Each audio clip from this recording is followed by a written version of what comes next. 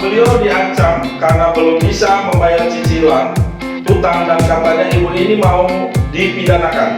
Bagaimana kedudukan pinjaman online ini di mata hukum?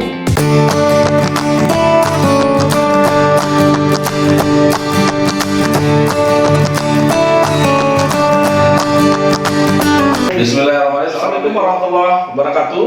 Salam sejahtera bagi kita semua. Kembali lagi bersama kami di YouTube channel Ram Law Official. Sebelum kita membicarakan lebih lanjut materi hukum kita kali ini, ada baiknya teman-teman yang menonton channel ini untuk subscribe channel Ram Law Official sekarang ya.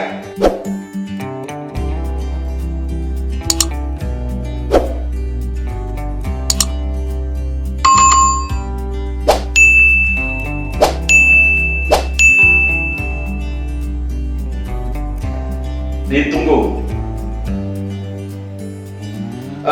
Oke, terima kasih bagi yang sudah subscribe.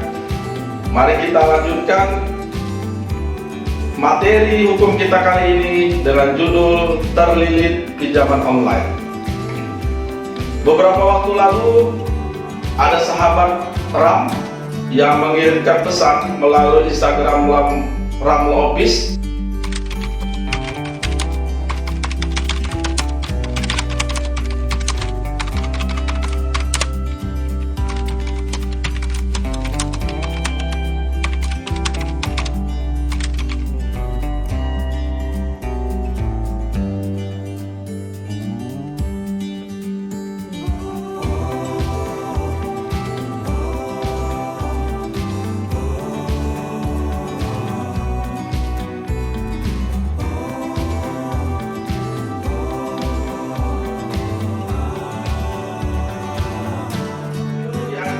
Karena belum bisa membayar cicilan hutang dan katanya ibu ini mau dipidanakan.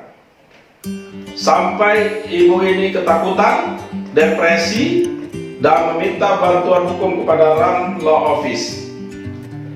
Baik, di sini akan kita sedikit bahas sebenarnya pinjam meminjam, hutang piutang ini masuk ke ranah hukum apa? Apalagi saat ini marak juga pinjaman online atau pinjol. Banyak orang yang mengeluh kewalahan tidak bisa membayar karena suku bunga yang tinggi dan sistem penagihan yang kurang baik, kasar, sampai para debitur yang meminjam ketakutan, bahkan ada yang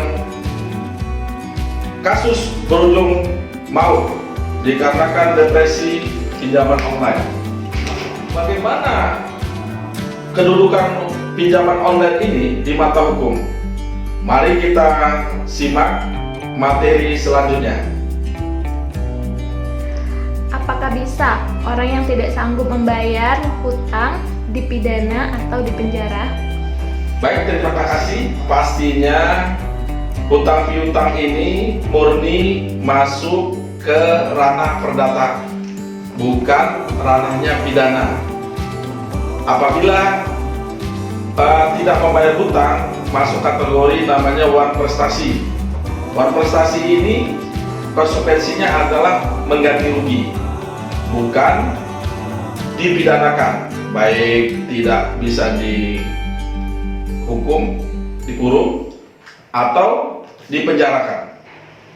Ini bukanlah ranah hukum pidana, melainkan hukum perdata. Hal ini tertuang dalam pasal 19 ayat 2 Undang-Undang Nomor 39 Tahun 19 tentang Hak Asasi Manusia yang menyebutkan tidak seorang pun atas putusan pengadilan boleh dipidana, penjara atau kurungan berdasarkan atas alasan ketidakmampuan untuk memenuhi kewajiban dalam perjanjian utang piutang.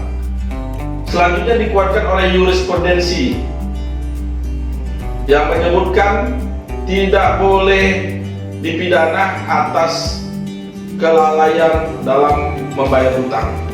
Oleh karena itu, sangat jelas dan pasti orang yang tidak mampu membayar tidak dapat dipidana karena ini murni ranah perdata. Apakah ada keringanan bagi si peminjam dalam pembayaran hutang pinjaman online apabila dia sudah tidak sanggup membayarnya?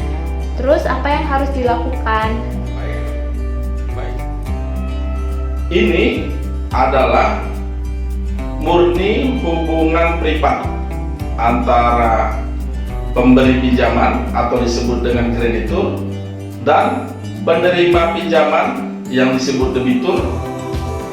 Pastinya kalau para pihak antara debitur dan kreditur tidak memenuhi kewajibannya sesuai dengan apa yang diperjanjikan, bisa dilakukan dengan cara mengkomunikasikan secara baik.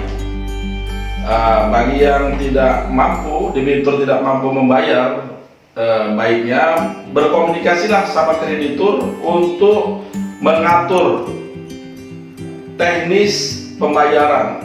Dalam prakteknya banyak dilakukan, dia menyampaikan kondisi perekonomian baik pekerjaannya maupun di rumah dalam kondisi yang kurang baik, apalagi sekarang dengan kondisi wabah internasional, wabah yang seluruh negara merasakan. Pastinya si pemberi pinjaman mengerti. Oleh karena itu dibutuhkan adalah komunikasi yang baik antara penerima hutang kepada pemberi pinjaman. Sampaikan alasan-alasan yang baik dan pastikan niat kita untuk membayar dengan membuat mereschedule ulang perjanjian dengan waktu-waktu yang telah ditentukan dan beretika baik untuk membayar hutang kita. Mungkin itu langkah-langkah yang bisa kita lakukan sehingga komunikasi antara pemberi pinjaman dan penerima pinjaman tetap baik di kemudian hari.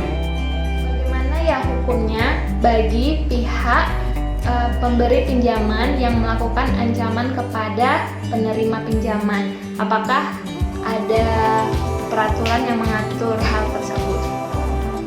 Yang pasti sesuai dengan langkah-langkah yang diatur dalam perjanjian atau lebih mengedepankan norma-norma hukum, norma agama, dan aturan etika sosial yang berlaku, sehingga menjauhkan langkah-langkah yang berdampak terhadap aspek hukum lain. Ya seperti tadi pertanyaannya, apakah bisa berdampak kepada hukum pidana? Bisa, apabila dia melakukan penagihan hutang itu dengan langkah-langkah kekerasan. Ini bisa dia dikenakan pasal 368. Apalagi ancaman dengan kekerasan, dan bisa juga 310, 311 perbuatan pencemaran nama baik dan perbuatan tidak menyenangkan, dan bahkan sering juga terjadi dalam proses penagihan berdampak terhadap kematian. Ini bisa kena pasal 338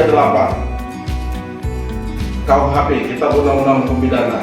Oleh karena itu, kami menyarankan lagi kepada kreditur untuk melakukan langkah-langkah yang bersifat musyawarah untuk mendapatkan satu titik solusi yang baik, sama-sama mendapatkan keuntungan satu sama lain. Oleh karena itu, kami menyarankan dalam rangka menagih tetap melakukan langkah-langkah yang baik. Bagi tips dan saran untuk korban pinjaman online? Sarannya yang pasti, hutang itu wajib dibayar. Hutang tetap melekat kepada si berhutang dan dia melekat juga ke ahli warisnya. Apabila si berhutang meninggal, maka hutang itu tidak hapus serta-merta. Dia akan beralih kepada ahli warisnya. Oleh karena itu, kami memberi tips kalau tidak penting dan tidak terdesak, hindarilah berhutang. Yang berikutnya, dalam rangka berhutang, melakukan dengan cara etikat baik. Banyak terjadi di lapangan berhutang ini dengan motif tidak baik yang berdampak kepada tindak pidana.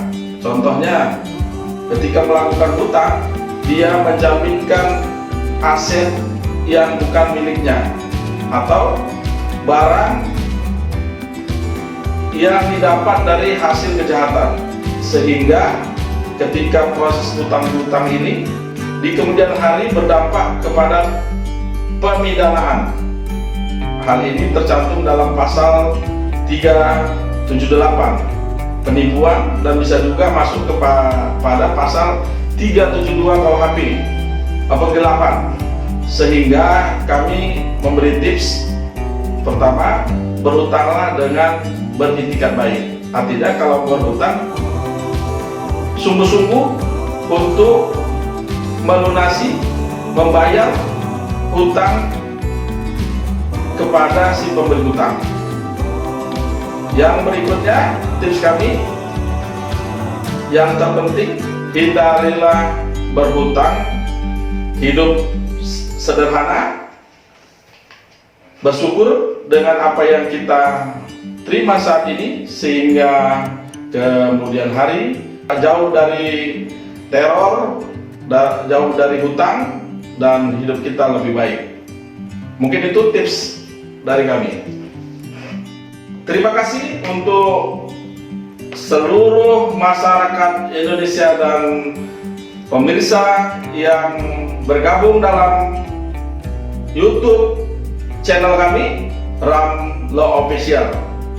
Jangan lupa like, komen, dan subscribe YouTube kami, Ram Law Official. Dan bagi yang ingin berkonsultasi tentang masalah hukum yang terjadi kepada seluruh masyarakat Indonesia, bisa melalui WhatsApp kami, email, Instagram, dan tulis komen di YouTube channel kami, Ram Law Official. Insya Allah akan kami bahas di episode berikutnya. Sampai berjumpa di episode berikutnya. Salam cakrawala hukum.